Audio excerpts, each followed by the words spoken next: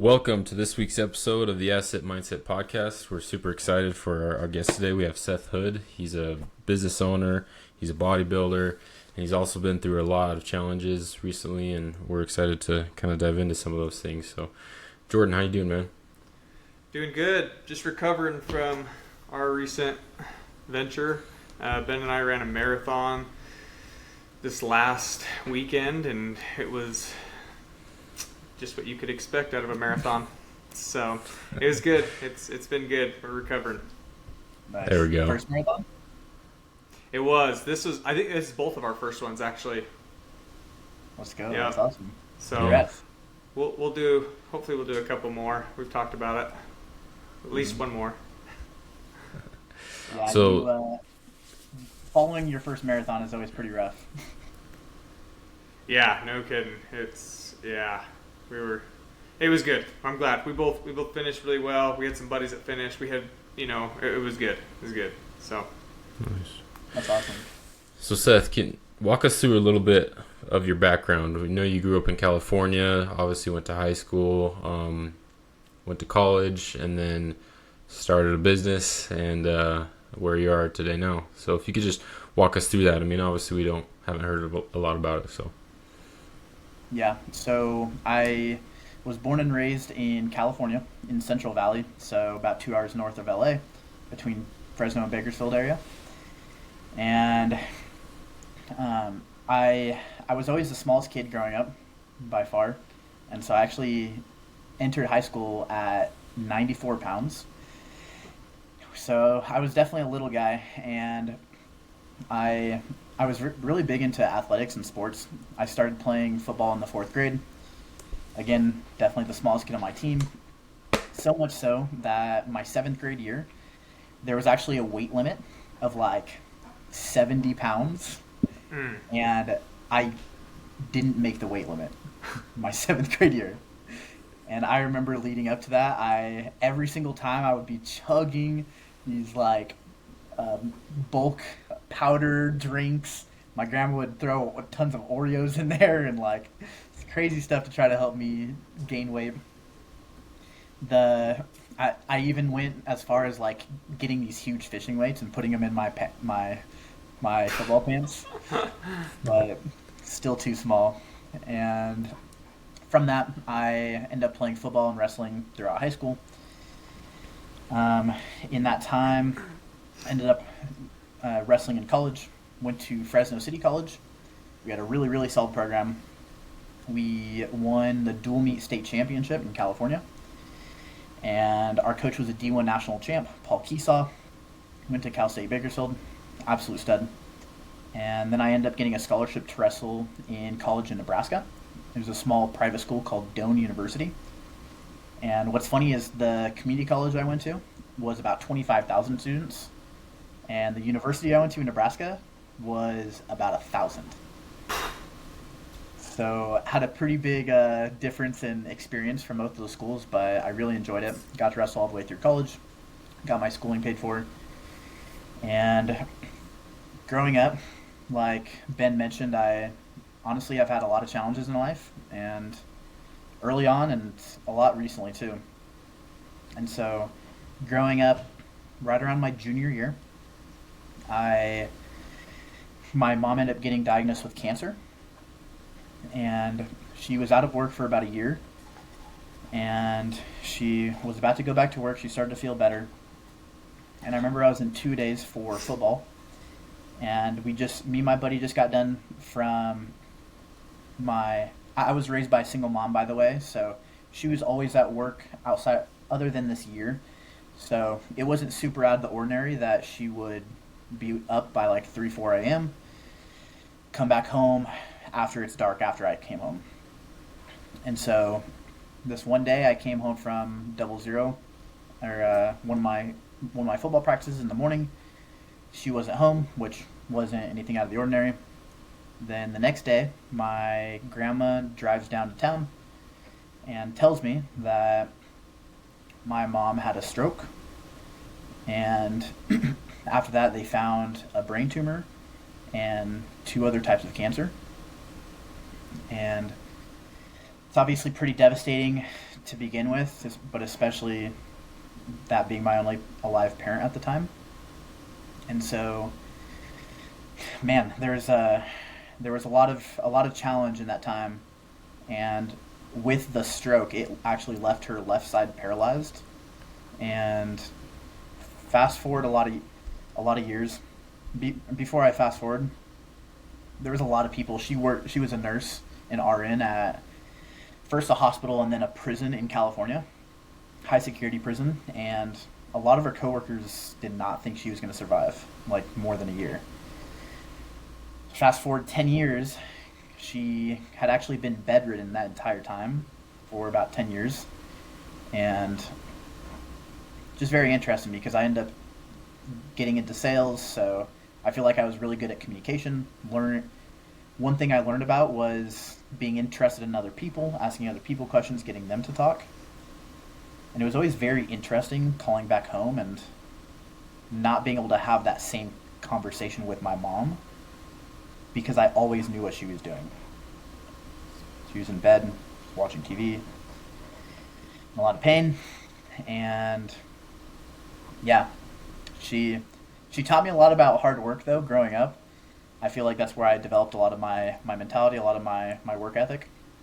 Because backing up a little bit through high school, during wrestling season, I would wake up around 4 a.m., me and my friend Justin, and we would run around the park.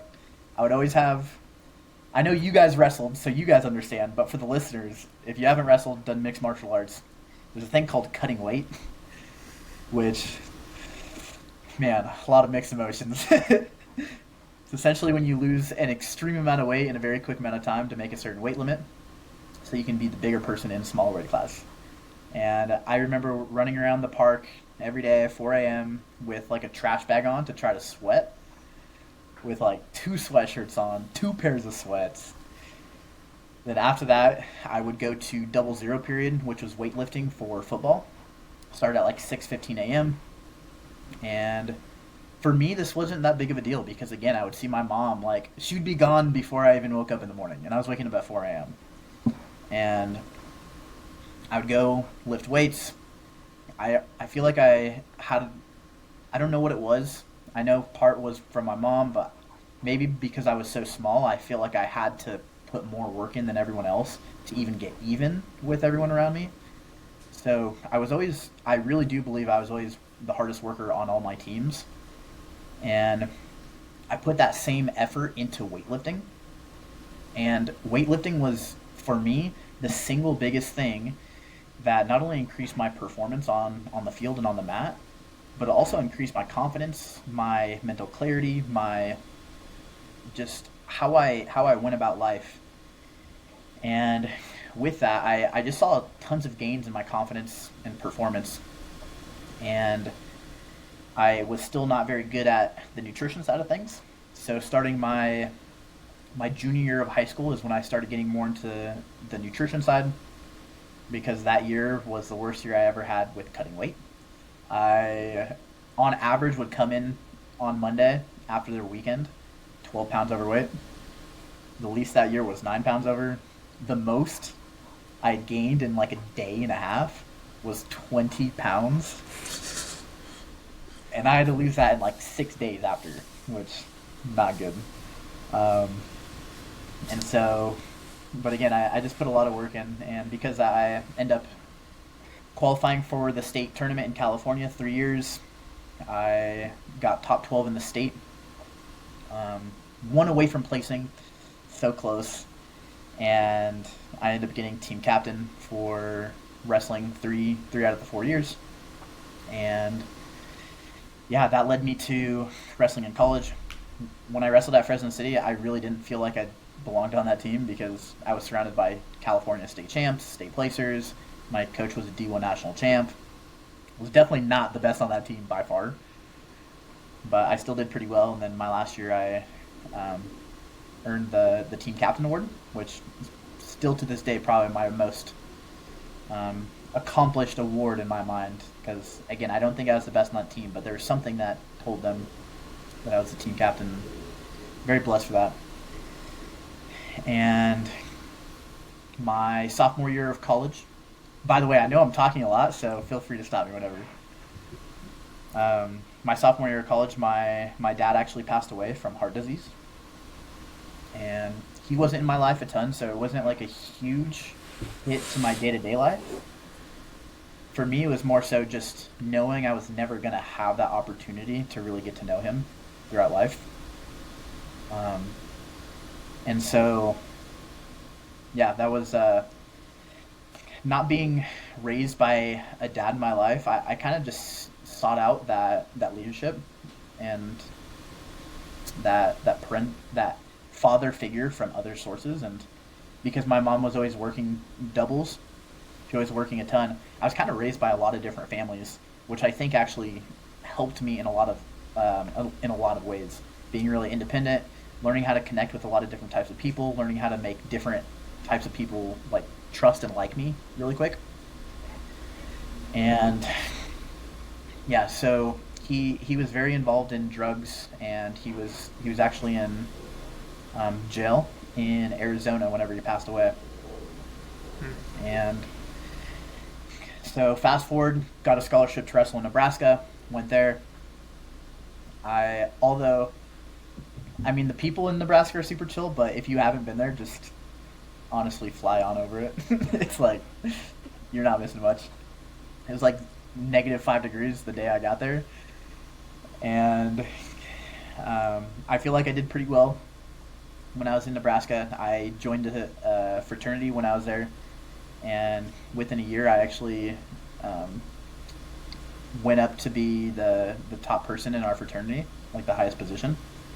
And from there, probably the year before that, I got recruited to do door-to-door sales. And so I ended up doing 5 summers of door-to-door sales.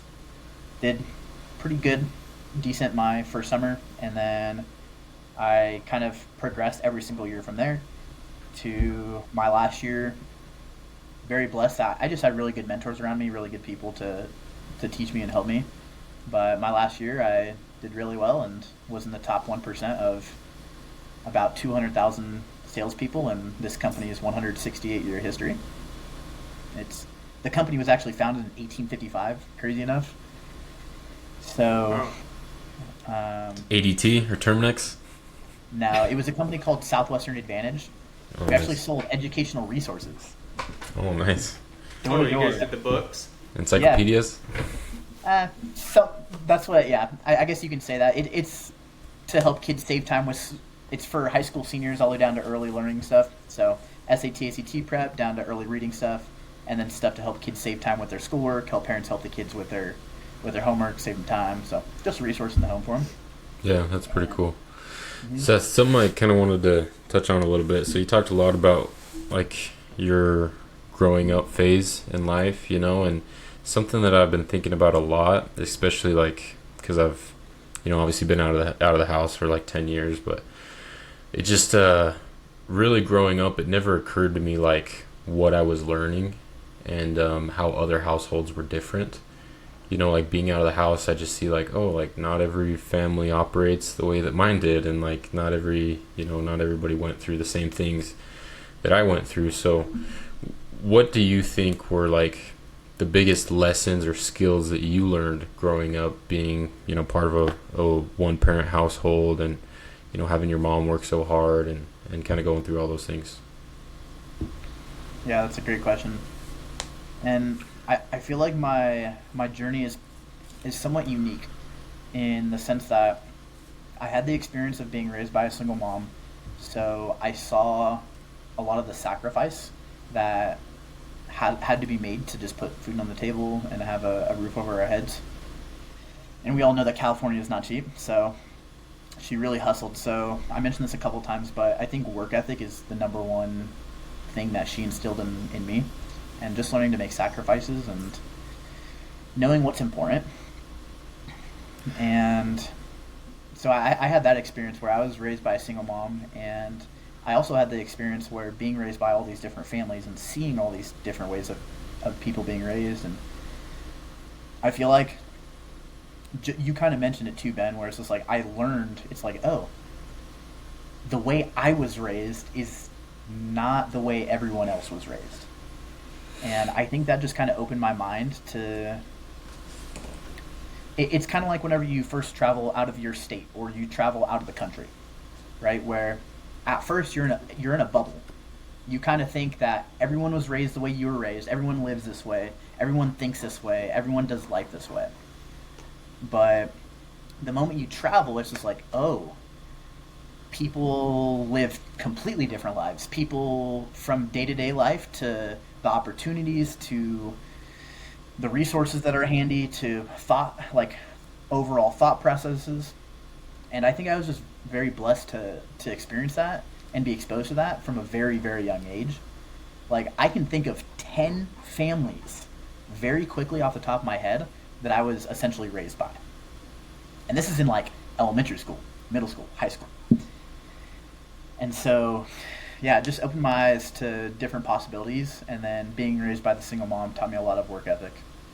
So Seth, a lot of people always talk about like, hey, I got work ethic from, my mom or my dad, or I had an older brother or sibling, or, they taught me work ethic, or they taught me integrity, or, in what ways or what highlights did your mom do that for you?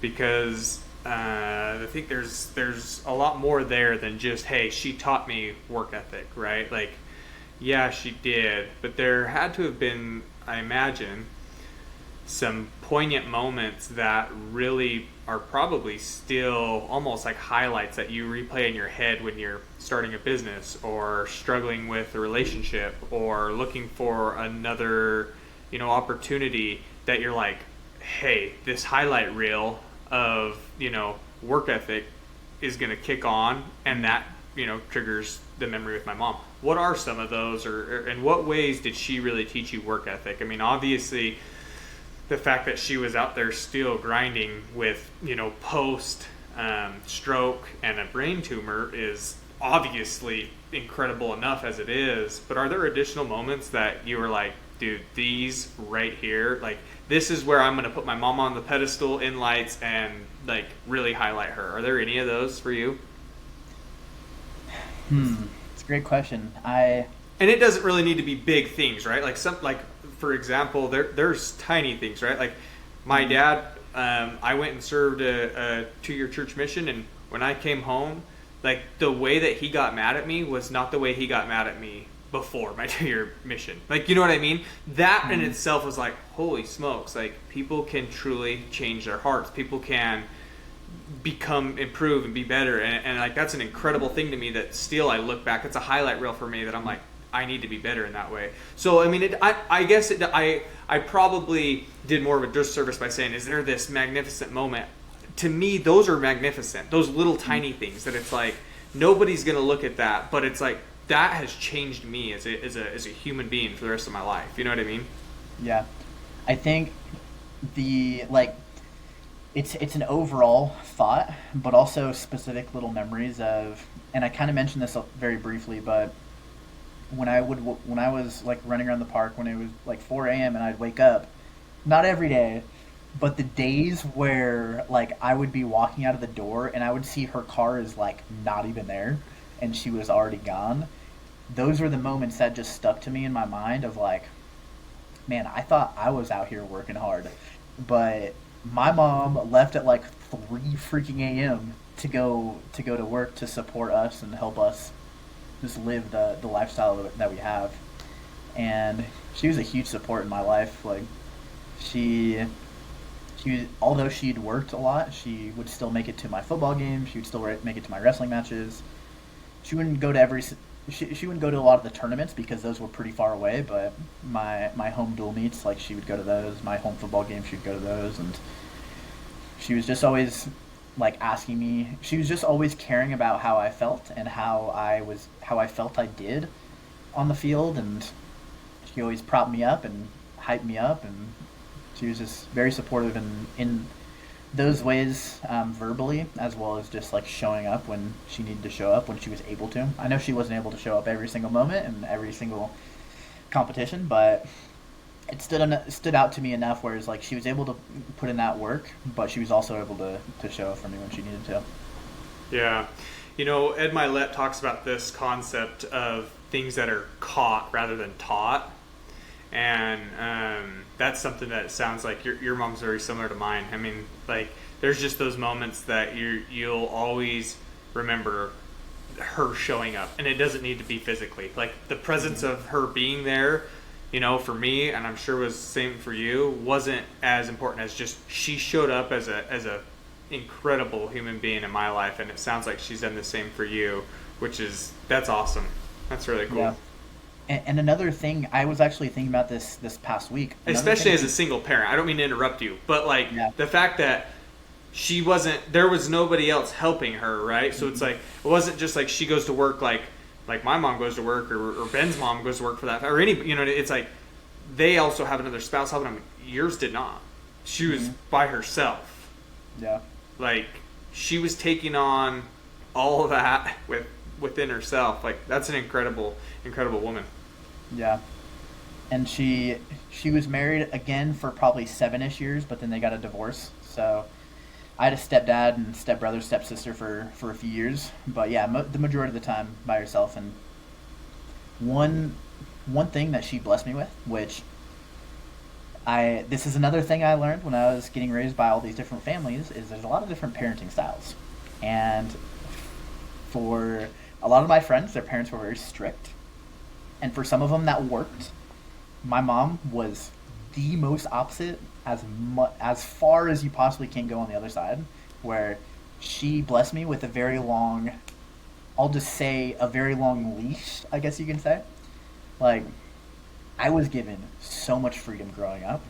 That's why I was able to stay at all my friends' houses. I was able to, like, during school nights, I was like the only friend that stayed at other people's houses during the week. Literally the only one. And I have a lot of memories of me and my friends, like, probably can't do this in my hometown anymore because it's gotten a little bit more dangerous, but we would be riding our bikes around, like, super late at night, and we'd just be, like, messing around, and I was just given a very long leash, I guess you can say. So, and that helped because, again, that helped with the independence and being able to discover who I was, I feel like, at a very young age.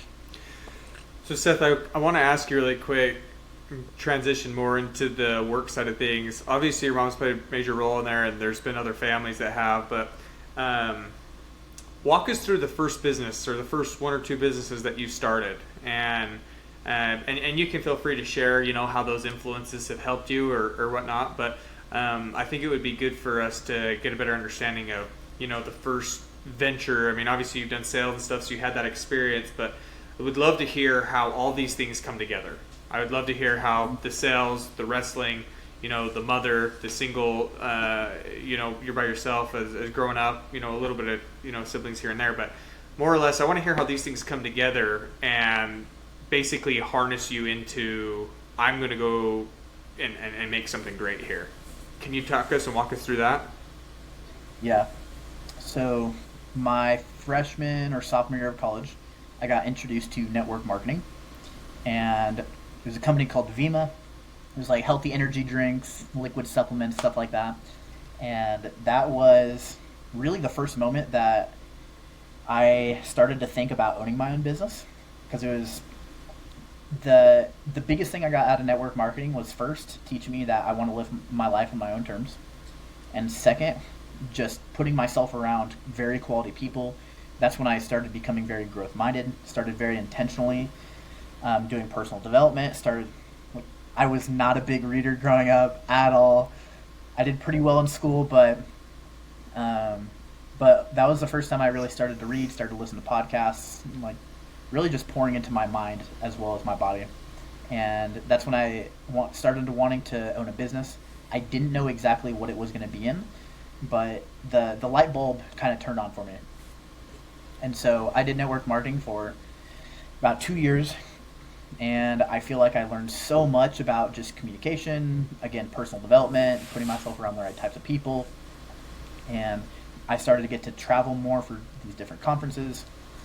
And from there, fast forward to when I was in Nebraska, I did the door-to-door sales for 5 summers. And actually, even if I back up a little bit, on all my teams, one thing I noticed although I was on a team with a lot of state champs, state placers, a lot of my teammates would come to me when it came to asking questions about fitness, nutrition. And so I had this light bulb go off of, I want to start a business. I don't know what I want it to be in. And then I started to be more aware, and I started to notice a lot of my teammates who would come up to me and ask me questions about fitness and nutrition. So like, okay, maybe something can be here. Didn't really do much with it. Started to do research about like how to start an online fitness coaching business. And then I was in Nebraska, and I actually paid for my first online course, essentially. Paid like $2,000 like 8 years ago. Didn't talk to anyone on the phone. Literally saw an ad, went to their sales letter, watched video, and I bought this $2,000 course teaching me how to build my own online fitness coaching business. And from there, what's funny is the sales talk that they had on there and some of the software that they used, we literally still use in our business essentially to this day, which is kind of mind-blowing. And from there, I started investing a lot of money into learning these different skills and learning what it takes to build a business. I've invested out of my own pocket like probably right around $50,000 in the last like 2.5, 3 years, not even counting that first investment. And so going through my door-to-door sales, probably about my third summer out of the 5, we have an annual incentive trip in Mexico every year for the top like 250 salespeople. And I heard about all these people who started their business. They would start helping people for free just to learn like, hey, these are the problems that come about. This is kind of how to help people in this area. So I created a little fitness program on Google Docs and Google Sheets. Going into that third Sizzler is what the incentive trip is called. And essentially, it was not that great. I mean, it's on Google Docs, right? But it was for free, and I had like 15 people do it. So I started to learn, right? The next year, I was like, hey, I started to talk, had conversations, started having these thoughts of like, I really want to do this, but I need better softwares and systems. I would like an app. I would like these different things. And then I came about this software called Trainerize, Evolution Nutrition, these different tools that a lot of coaches use. And I started using that. And then after my 4th summer, I created my first business called Relentless Fitness. And in that time, I probably had like 25 clients. It was just between summers because I worked like 80 plus hours a week during the summer. And so while I was recruiting during the school year, I built this small little business. It was just me. I did the coaching, and people had an app they can download. I would upload custom training programs, nutrition plans, stuff like that. And then that business stopped going into my 5th summer because 80 hours a week. Towards the end of that summer, one of my old roommates from one of my summers, we knew we wanted to build a business together. We finished the summer early. We started having calls every Sunday the last month of my last summer. And we were like, hey, we have this incentive trip, Sizzler, and everyone wants to get in really good shape. They want to look good showing up on the beach. What if in my sales job, we already had this thing called a habits checklist. That's like, hey, this is the habits you should have in the morning, during the day, and at night to do really well. So we're like, all of our salespeople already know how to follow these habits. They already know this concept of a habits checklist. So what if we created one for fitness? And so we created a habits checklist for fitness specifically. And each habit had a certain amount of points associated to it. And we created this habits-based competition that was an 8-week competition. And essentially, whoever had the most points by the end of the 8 weeks won. We awarded the top 3 people, and I'll get to what they won here in a minute, but that's when I did really, really well that final summer. So I gave like a part at the post-summer meeting, and I was not supposed to do this, but I had the guy who was doing the PowerPoint presentation. I sent him a couple slides promoting Sizzler Shred. And essentially I had like a little sales pitch, and I actually have it recorded, which I'm super glad about. So I still have that sales pitch today recorded, and I essentially promoted it. We had 55 kids sign up for that first competition at $500 a piece, and that was the start of that business. And we ended up calling that business Elevate Wellness. We did that for the next 2 years, so that was about 2 years ago, 2.5 years ago maybe. And in that time, the top 3 winners of that competition won a combined $4,500, and we also donated $1,000 to a service project. We always donate as a company to like a local school or local community to help build. I think that year we either built a school or we helped build up a school or a library, and we donated $1,000 as a business towards that, which is really awesome to be able to do in your like second month of business. And fast forward, we end up building out a team. So we've worked with like 30 plus coaches, and we've helped them learn how to build their own online fitness coaching business within our business. And we end up helping over 350 people in the last 2 years. Built it to about 300K in revenue in our first 2 years. And unfortunately, about 2 months ago, although we had a lot of things going very well, my business partner and I just split up. So I'm currently no longer doing that business, but man, did I learn a lot of very, very invaluable skills from that. And I mean, I feel like I can talk about so many things that we did very, very well in that time period. But well, Seth, I want to ask you a few questions. So yeah. I liked a few things you hit on. The first thing that really stood out to me was that you basically made a business out of problems that you were like already solving. And I was listening to a podcast earlier this week, and they talked about how like when people come to you and ask you how to do stuff, like you should monetize that and create it into a business. You know, a lot of people are like, oh, I want to start a business but don't really know what I want to do, you know. And like business is all just about solving problems. So it's I just really like how you actually took that and just kind of ran with it, you know, and found opportunities as they came within your own companies, within door-to-door sales and stuff. So I just thought that was really cool. But I want to talk to you about like partnerships, because obviously you've learned a little bit, you know, over the past few years of your partnership. But moving forward, what are some lessons that you think that you've taken from your previous partnership to look for more to implement into future business ventures? Yeah, and it's so important, and I've really spent time like diagnosing why what happened, but also why we did have I feel like a decent amount of success in our business as well. So to start, right, because it's not like just because we split up doesn't mean everything was bad. There's a lot of good things. And first off, I think it's very important to find a business partner who complements your weaknesses.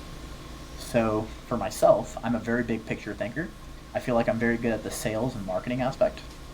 I feel like there's certain things, like I feel like I do very well with creating the structure of the business, finding the software, the tools, and then once those are in place, going back through and like going through the client journey, going through the coach's journey, and figure out where can we make small tweaks to make big improvements. So that's my strengths. My business partner Zane, his strengths, he's very much so a detail-oriented guy. He likes getting into the numbers. He likes getting into the details. He loves the coaching aspect itself. To be honest, I didn't even coach hardly any of our clients. I would sign people up and I'd pass them off to other coaches to help them do well, to help them start building up their clientele. And so I love doing that. Zane, he specifically liked coaching himself, right? He liked coaching our clients, and he did a really good job at it. And so I think that's the first big thing is if you're going to find a partner, look for a partner who has different strengths and weaknesses than your own. And hopefully when you guys combine, you're filling in all those lacking areas. So I think that's one thing. Another thing is find a partner who is equally driven, because we were both very driven. We were both very motivated to continue to grow the business and do very well. And with that, I mean, we grew our previous like 12 months. Basically, I think August was my last month in the business. Up to that point, the previous 12 months, we had grown like 250+%. And I think that the reason that is obviously I'm gonna hustle, but I also had a partner who was also willing to hustle and put in the work. And so I think that's super important as well. And then towards the end, right? I think it's having the right. I think what led us to splitting up was there was a. I personally think there was a flaw in our pay structure, and who was getting paid what, and so, and our operating agreement reflected that flaw, and I think it's about having the right systems, the right document, like right documents in place of like, hey, let's think through how we want to get paid down the road and in the near future. So let's put that in our documents and just think through of like what you are going to be spending your time on the business in, what your business partner is going to be spending your time in the business in, and if you really value one over the other, how you want to compensate that. Because he coached people. Just to get a little bit more specifics, we mostly got paid by signing people up and coaching them.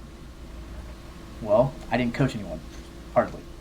So I would sign people up and I'd even pass them off to him, including our other coaches. So I took a huge sacrifice of, I straight up gave our coaches and my business partner thousands and thousands and thousands of dollars, which honestly I enjoyed. Like, I love the fact that I can help our people do really well. But the work I was doing, right, I would rather go at a higher leverage standpoint, make a tweak in our sales process that helped 10 salespeople do better than just me going in and doing better, right? And it didn't matter if I helped our coaches do 50% better with one small tweak. It didn't reflect that in how we got paid. And ultimately, to be very honest, I started going into quite a bit of debt building my business. Although we had been doing really well, there was a lot of mouths to feed, and because of the sacrifices I was making, just passing off clients, and most of my actions were not focused on like the coaching, which was very heavily paid out. It started to affect how I could go about my day to day, because I mean, we have to make money to live. And so this is a conversation I'd brought up many times of like, hey, we should change this, and it kind of kept getting pushed off. Then I went to the We Are the They Tony Robbins conference, Business Mastery. That further instilled in me that our pay structure is flawed.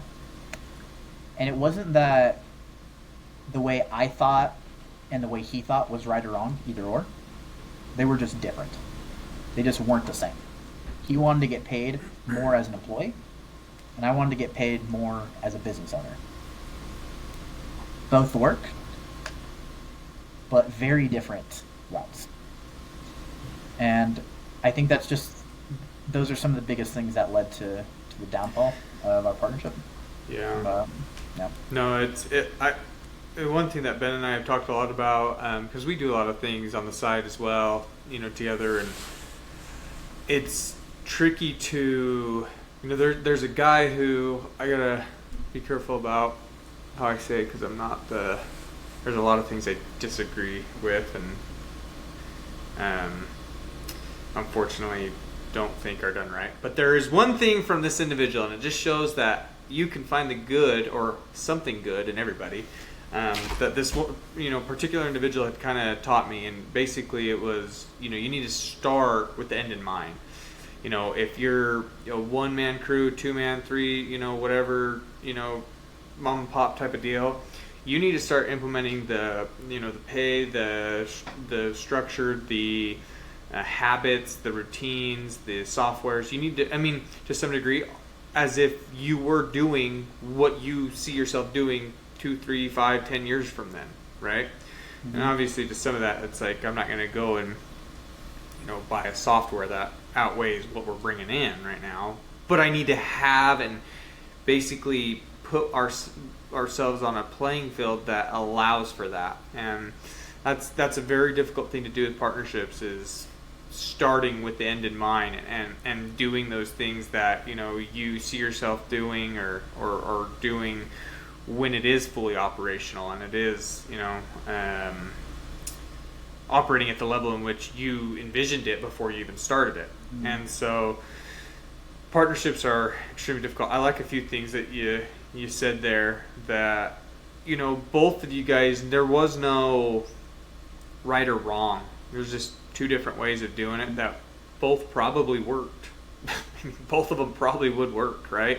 But yeah, it is important, right, to have those different, to take those two different perspectives and figure out, hey, are we working towards the same common goal, or are we heading in two different directions and whatnot? And so moving forward into what you're doing now, are you looking to continue to keep building out things similar to what you've done, or have you transitioned like from, hey, I'm going to take these skills and these lessons and I'm going to convert them into something completely different? What does that look like for you now? Yeah, that's another thought I've had a lot recently. Because again, this is all so fresh for me. Like, this just happened a month and a half, 2 months ago. So, and just to kind of answer that, like, going back to that moment, I had the opportunity, both of us, neither of us were like, how do I want to say this, like, we were both open to either getting bought out or buying out the other person. And I thought about it a lot, and if I bought my business partner out, then he would go off and do his own online fitness coaching business. There was a lot of conversation about what assets are being taken where, who's keeping what's getting bought out, what's not. It was kind of messy, to be honest. I knew if I bought him out that he would go off and create a replica company, and that would create a lot of challenges about taking coaches, taking clients, who gets who. It would have been even more messy than it was. And I knew, and especially because he does the coaching, so of course I knew he was going to create another similar. And I knew from my side, although I understand the importance of fitness, and fitness will forever be such a key part of my life because it's what it's done for me and what it's done for others that I've helped. That's always going to be a key, but I've never really been attached to it has to be this specific thing. I've always been open to, hey, I want to help people. I know there's certain principles that if people have these certain areas of their life in place, they're going to thrive, they're going to do well, they're going to perform better, they're going to think better. And I know fitness is part of that, but at the same time, there's other things too. And I really fell in love with the business aspect, building the business. And so I put a lot of thought into it, and I was looking for something that's a little bit more fitness is not the most lucrative business in the world, and so I kind of went to the opposite end of that. And I've always been interested, the few main things I've always been interested in are actually real estate, fitness, solar, like mentality type stuff. So I looked into all those, and I actually just got offered a spot at a solar company to do remote closing, which I'm honestly super stoked about because I can do it from wherever in the world. Pretty low time commitment and a very high payout. And so I decided to pick the one I've picked because it's a really low time commitment for pretty good pay, and that'll still allow me to do other things. I know because the nature of how I am, I'm gonna want to build another business eventually. And so I've started building out my YouTube channel a little bit more, and I've started the vision is now there to really build out my YouTube channel. I am really bad at it right now, and I'm not super far in. My previous YouTube channel got shut down actually. I only had like 100 subscribers, so it wasn't crazy, but I kind of started from fresh, and I I'm just going to continue to post about the things I post about. And one thing I've learned from several people I've followed are when you're posting, especially from a business, you want to have like 3 to 5 main things you post about consistently. For myself, even though I don't own a fitness business, I will still be posting about these things: fitness, nutrition, travel, mindset/habits, and business, sales, right?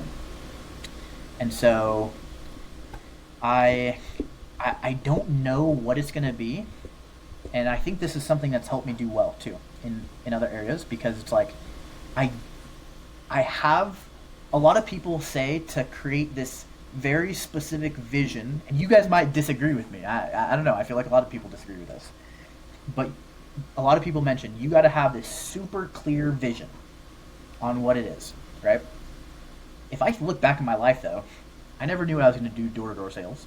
I never knew I was going to build an online fitness coaching business. I never knew I was going to, right, fill in the blank.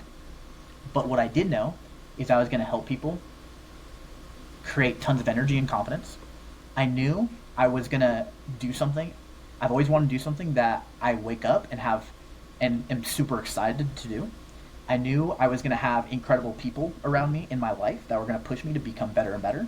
I knew I was going to continue to grow myself and pour into myself.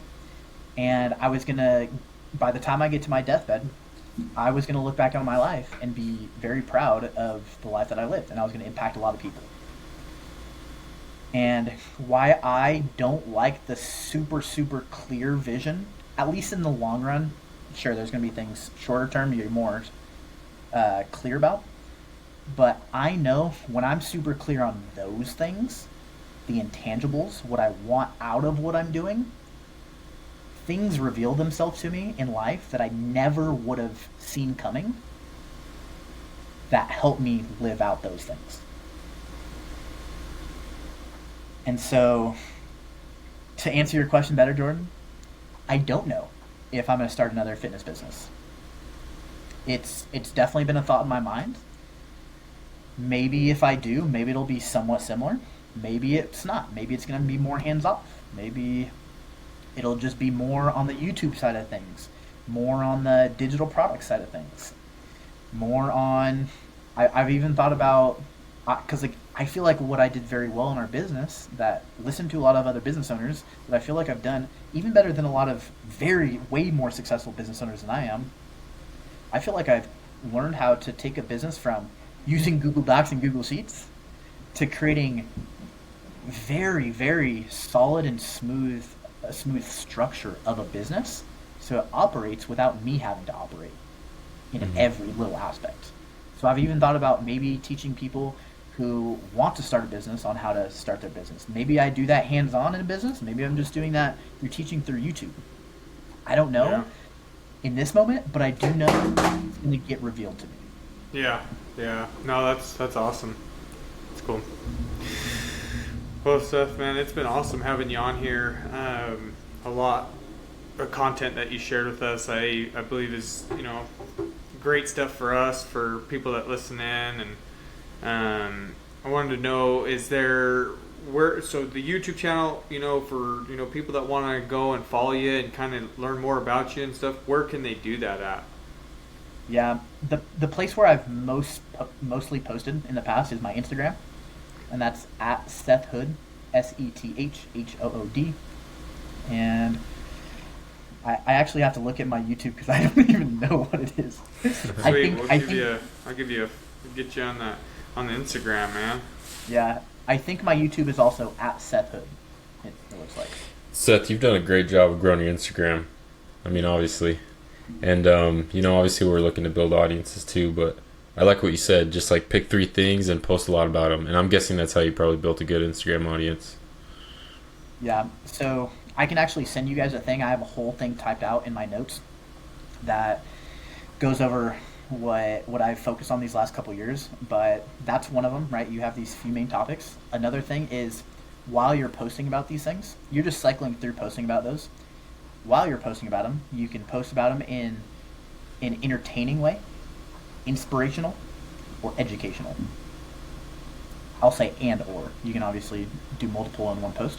But for myself, I've talked about macronutrients so many times. So many times.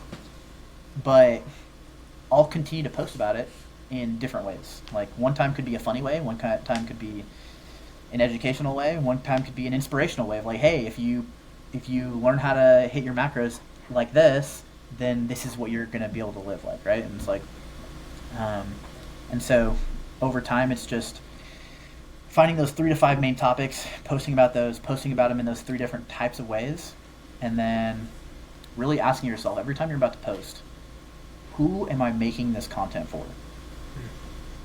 And while I'm making this content for that specific person, what do I want them to achieve? What do I want them to feel out of consuming this post?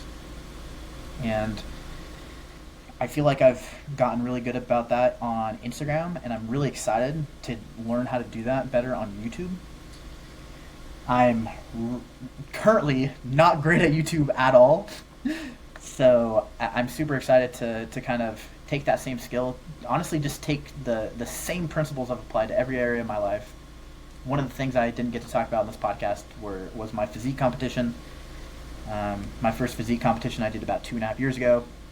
Never did one in my life. Again, very blessed for great people in my life. I had a great coach who taught me really well, and I just followed the system. And I ended up winning 5 classes in the show and won the entire show. Nice. That's great. And the last thing I'll mention, because I know we're probably wrapping up here, is this is the framework I feel like I've created in being able to enter something completely new and do really well in a fairly short amount of time. And it starts with 4 words: what, why, who, how. The what is like, what are your goals? Like, what are you actually working towards? What do you even want? Like, let's say with this new solar thing, I'm gonna get into this and I'm gonna sit down with myself and I'm gonna break down like what my goals are. What am I working towards? The why is like your emotional purposes. Like, why do I want to achieve that goal?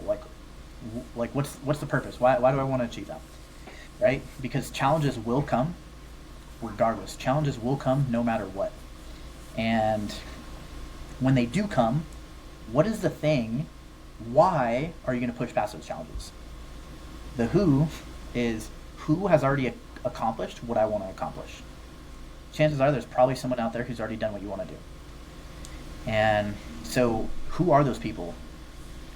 And digest their stuff, whether it's podcasts, books, being around them in person. Like, find the people who've already done what you want to do. And the last part is how. Like, how have they achieved what you want to achieve? Right? Just figure out, like, what are their habits? What are their actions? Who do they put themselves around? What are their beliefs? Their morning routines? Their night routines? Just figure out exactly what they've done to get to where you want to get. And the final part is just putting in action. And I think that those principles have just helped me do really well in everything I've done. And up until recently, I didn't even know I was doing those things. But recently, I've had the chance to sit down and really process why I feel like I've done pretty well in some things I've done.